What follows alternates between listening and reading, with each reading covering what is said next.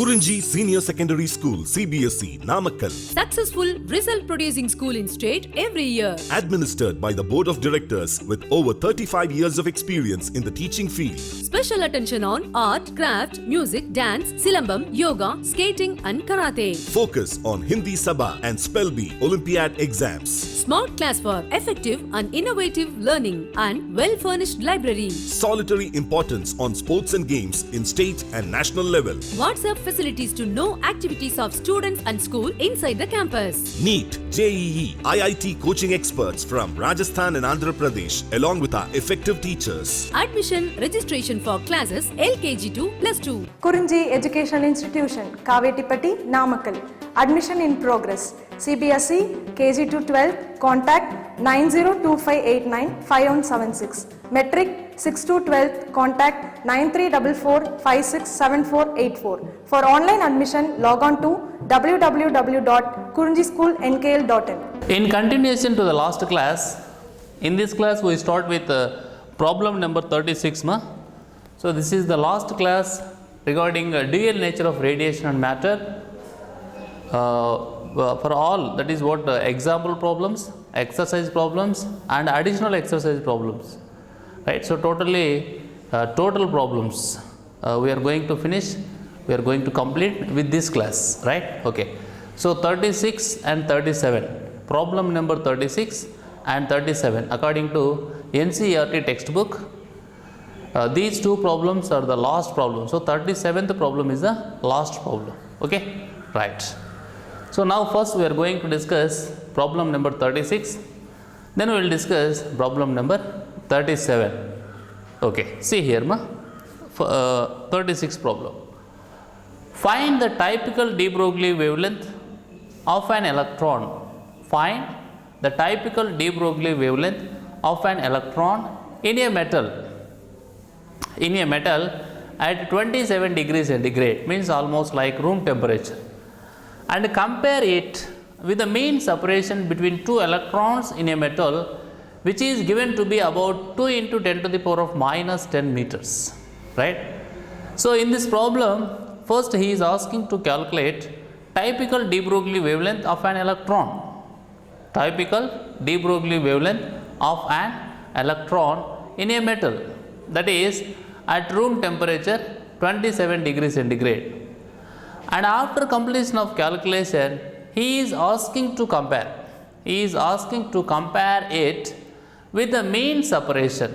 Compare it with the mean separation between two electrons. Between two electrons in a metal which is given to be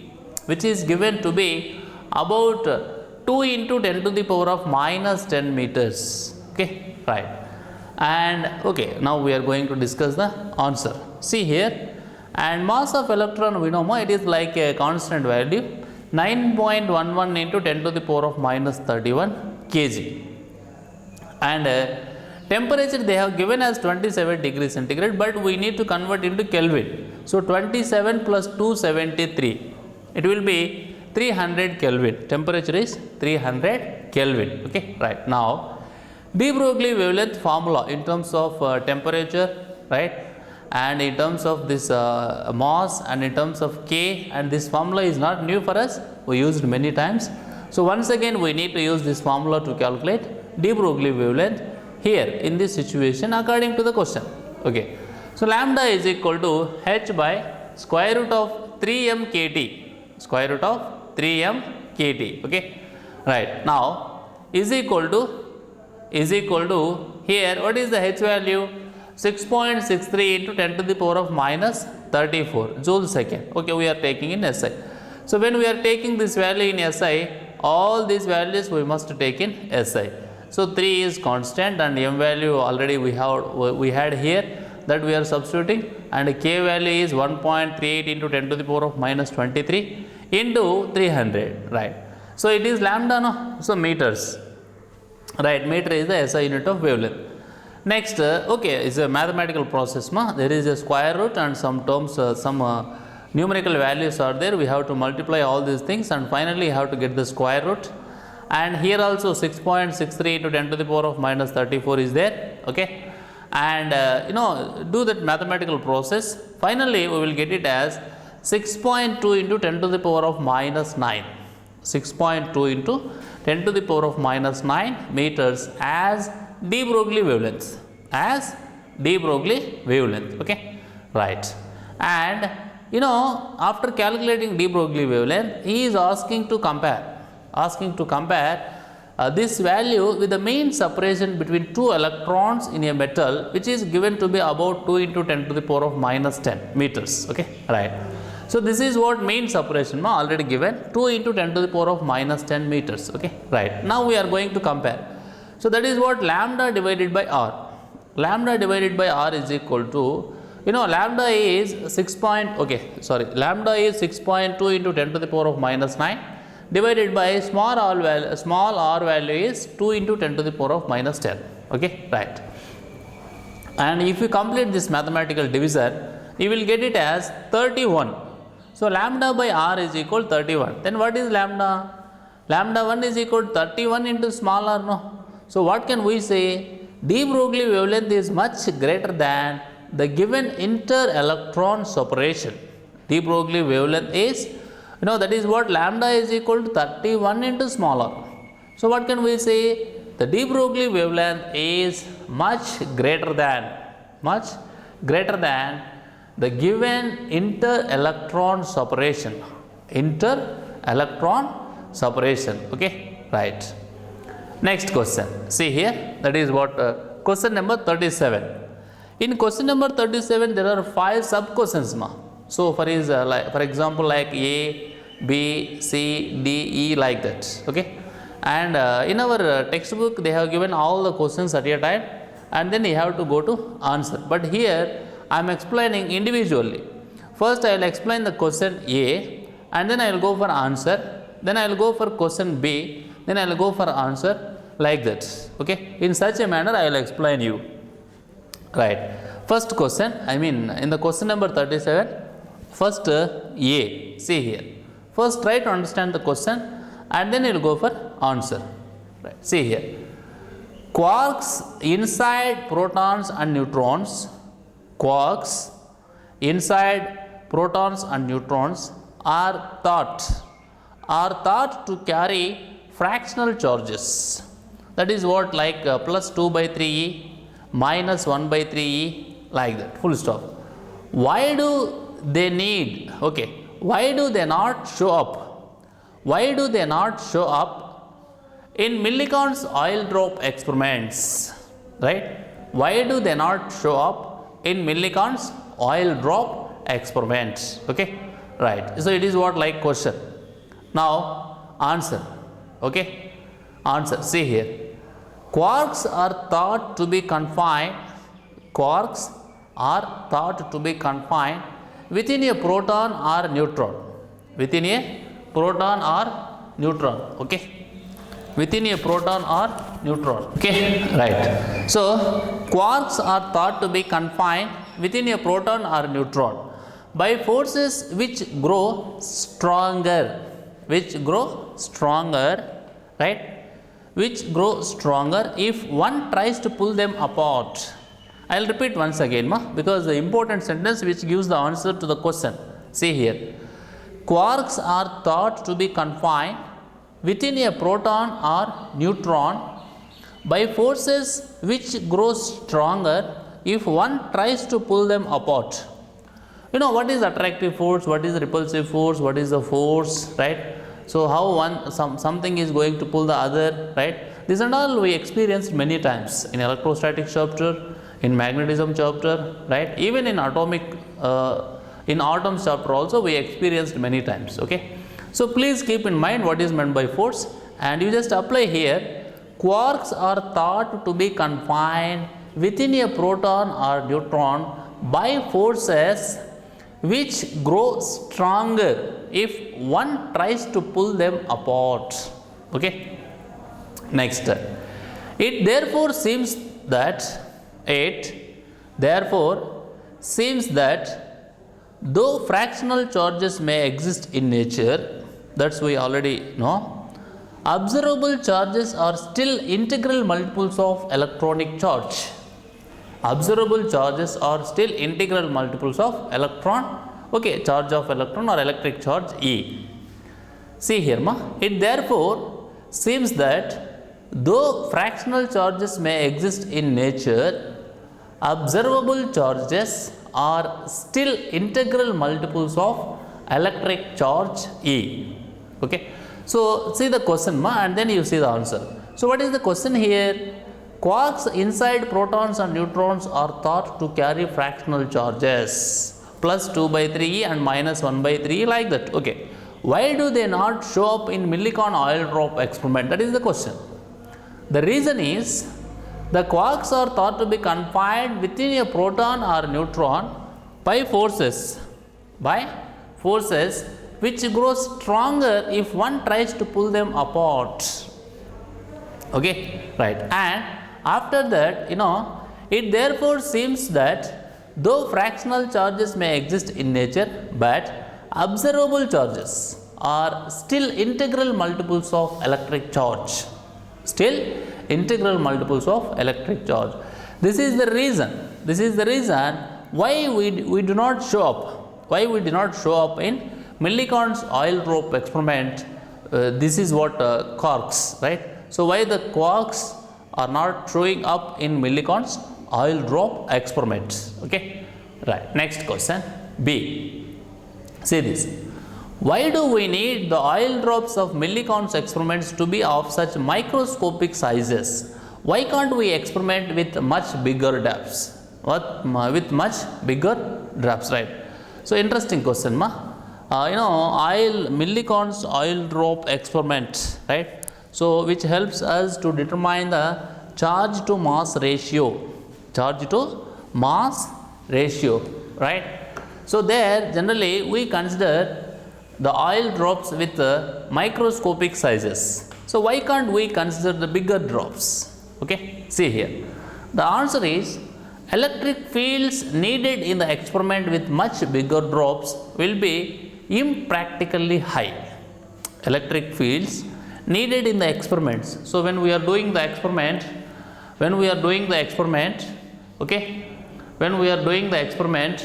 we need electric fields, no? So those electric fields which are needed in the experiment with much bigger drops will be impractically high. Okay, right. Next question C, that is what next question in question number 37 only. Next question, that is what C. Observe. Stokes formula for viscous drag. Stokes formula for viscous drag is not really valid for oil drops of extremely minute sizes. Why not? He is giving the statement and asking why it is not possible. See here, Stokes formula for viscous drag is not really valid for oil drops of extremely minute sizes. Why not? See the answer. Stokes formula is valid for motion through a homogeneous continuous medium. Stokes formula is valid for motion through a homogeneous continuous medium. The size of the drop should be much larger than the intermolecular separation in the medium. The size of the drop should be much larger than the intermolecular separation in the medium. For this assumption to be valid, so whatever the assumption is here, that to be valid, for the validation of assumption, the size of the drop should be much larger than the intermolecular separation in the medium. Okay, right. Otherwise, the drop sees inhomogeneities in the medium. That is, there is concentrated mass density in the molecules and voids between the molecules. Okay, right. So for this question, that is what Stokes formula for viscous drag is not really valid for oil drops of extremely minute sizes. Why not? Okay. For this question, the answer what he is giving is Stokes' formula is valid for motion through a homogeneous continuous medium. The size of the drop should be much larger than the intermolecular separation in the medium for this assumption to be valid. Otherwise, suppose if it is not, what will happen? The drops is inhomogeneous in the medium. Inhomogeneities in the medium. That is what there is a concentrated mass density in the molecules and voids between the molecules. Okay, right. This is what he is asking. Why not means this is the explanation we must put to satisfy the given statement. Next, D. See here. Every metal has a definite work function. Every metal has a definite work function, right? Why do photoelectrons not come out all with the same energy if incident radiation is monochromatic? So, what is meant by monochromatic? Having single wavelength, so single color. Why is there an energy distribution of photoelectrons? Why is there an energy distribution of photoelectrons? Right, okay. So, in D itself, he is asking two things, ma. One is the statement, okay, right, that is what every metal has a definite work function, right. Why do photoelectrons not come out all with the same energy if incident radiation is monochromatic? Right, that is the one. And in continuation to that, why is there an energy distribution of photoelectrons? Why is there an energy distribution of photoelectrons? Okay, right. So, to answer these two, we are going to discuss. See here. That is what work function purely or merely, right? Work function purely indicated the minimum energy required. The minimum energy required for the electrons in the highest level of the conduction band. In the highest level of the conduction band to get out of the metal. To get out of the metal. Okay, right. And now, you know, when the work function purely indicates, when the work function purely indicates the minimum energy required, that is the definition of work function. That is the definition of work function. So, when the work function purely indicates the minimum energy required for the electrons in the highest level of the conduction band to get out of the metal, that is only photoelectric effect, no. So, what is the photoelectric effect? When the electrons are going to, when the metallic surface is going to expose to the electromagnetic radiation, okay, then emission of electrons takes place from the same metallic surface, okay, right. This is what photoelectric effect, ma. So, here itself you just think of that, to understand work function, okay. Work function purely indicates the minimum energy required for the electrons in the highest level of the conduction band to get out of the metal, full stop.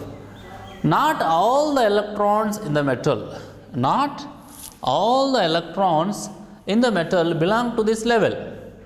They occupy a continuous band of levels. They occupy a continuous band of levels and resultantly, consequently, for the same incident radiation, electrons knocked off from different levels come out with different energies. Okay. So, please try to understand, ma, he is giving some of the level, right. You just imagine, not all the electrons in the metal belongs to this level.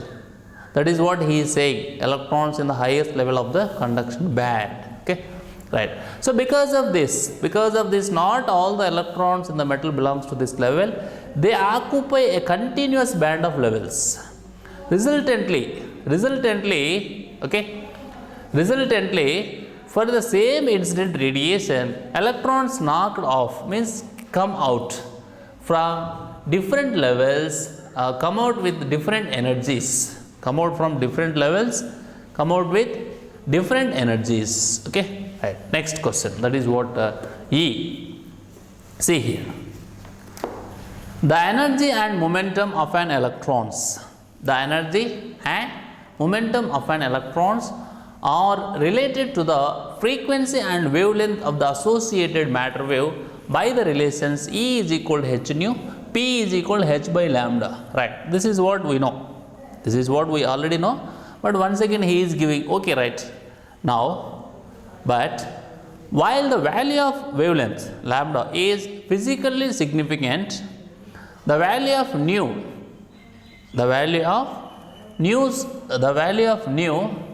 and therefore the value of the phase speed nu lambda, has no physical significance. Why? So please try to understand the question. The question is regarding these two. You just keep in mind these two relations what we have regarding the de Broglie wavelength and energy. The question is, here the wavelength lambda is physically significant, but the value of nu, that is what frequency, has no physical significance. Why? That is the question. See here, the de Broglie wavelength lambda is equal to h by p of the matter wave of an electron has a fixed value, and lambda has physical significance. Okay, but the absolute value of the energy of any particle, E, capital E, of any particle is arbitrary to within an additive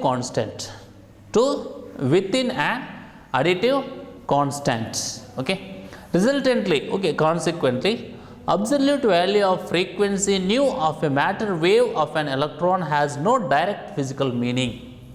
So what he is saying, absolute value of frequency of a matter wave of an electron has no direct physical meaning. Likewise, the phase speed, that is what Vp is equal to nu lambda. P means phase, V means speed. So likewise, the phase speed Vp is equal to nu lambda. Is not physically significant. However, whatever it may be, the group speed of the matter wave is physically significant. That is what equals the speed of the particle, right? See here, however, the group speed of the matter wave is physically significant and equals the speed of the particle as proved below. Okay, that is what. So once again I will repeat the answer. Only 2 points. One is why the wavelength is significant, why the frequency is not significant. That we have to understand from the given answer. See here, the de Broglie wavelength lambda is equal to h by p of the matter wave of an electron has a fixed value and lambda has physical significance, but the absolute value of energy E of any particle is arbitrary to within an additive constant. Consequently, resultantly, absolute value of frequency nu of a matter wave of an electron has no direct physical meaning. Likewise, so in that way, likewise, the phase speed Vp is equal to nu lambda is not physically significant. However, the group speed of the matter wave,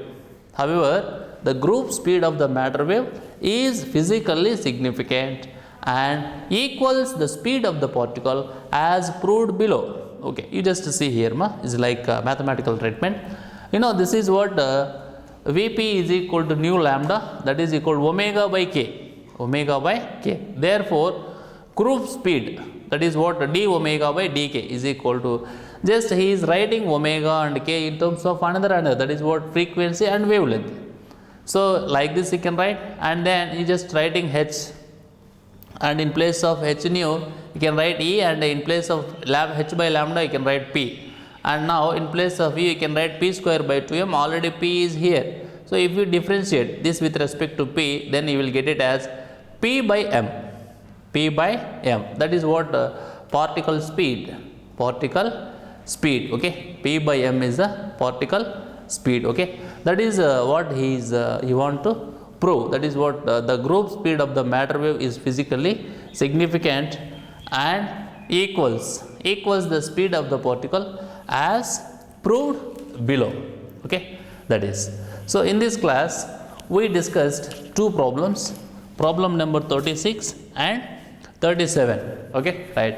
In this first problem in this class, 36 problem, we calculated de Broglie wavelength based on the given information, and then we compared that value with the separation between the two electrons in a metal, and we concluded that the de Broglie wavelength is much greater than the given inter-electron separation. In the question number 27, there are 5 sub questions like A, B, C, D, E, right? In question A, we used to talk about quarks. In question A, we used to talk about quarks, right?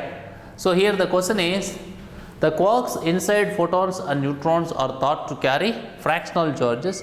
Why do they not show up in Millikan's oil drop experiment, right? That is the question, and here we have explanation, right? That is what observable charges are still integral multiples of electric charge basically. Next B, the question is, why do the oil drops are very small, why not big, okay, microscopic size, why not? The answer is, the needed electric fields in the experiment with much bigger drops will be impractically high, that's why we are using smaller drops. Next in C, he is talking about Stokes formula. Stokes formula for viscous drag is not really valid for oil drops of extremely minute sizes, okay. Why not? That is the question. Okay, the answer is, here, because of this inhomogeneities in the medium, because of creation the possibility of inhomogeneities in the medium, right, which is not possible, okay, that he is giving. Next D1 is, every metal has a definite work function. Why do the photoelectrons not come out all with the same energy if incident radiation is monochromatic? Why is there an energy distribution of photoelectrons, right? You just see here what he told. Here the thing is, there are different energy levels. And you can see here, that is what the electrons in the highest level of the conduction band to get out of the metal, right? So this is different. That's why here he mentioned So they occupy a continuous band of levels. For the same incident radiation, electrons knocked off from different levels come out with different energies. Okay, right. At the last one, by giving these two relations, he is saying that lambda is significant but frequency is not significant. Why? Okay. And here what he is saying is, the absolute value of frequency of matter wave, electron has no direct physical meaning, because see here, the phase speed is not physically significant, but group speed of the matter wave is physically significant, and which is also equals the speed of the particle. That you can see here is like a mathematical treatment, but it's a simple differentiation. By taking differentiation, this is what omega with respect to k, and then finally you can prove that which is group speed is equals to the particle speed. Okay, right. Thank you. In our next class we will start with a new chapter. Thank you.